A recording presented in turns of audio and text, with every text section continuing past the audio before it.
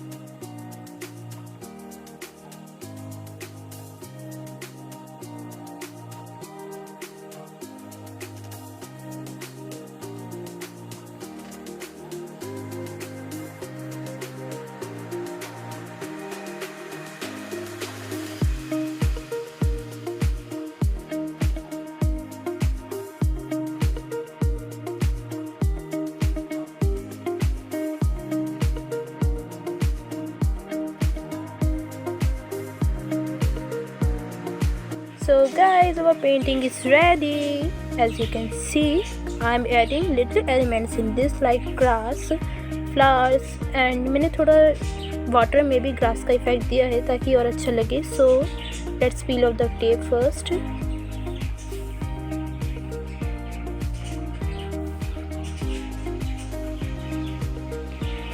And this is the final look. If you are a beginner, then must try this painting. This is very easy and I am using acrylic colors. So guys, if you like this video, then subscribe my YouTube channel, press the bell icon and turn on post notifications so in future you never miss any update, and hit the like button, share with your family and friends and comment below in my video how it is. So let's meet in my next video. Thanks for watching.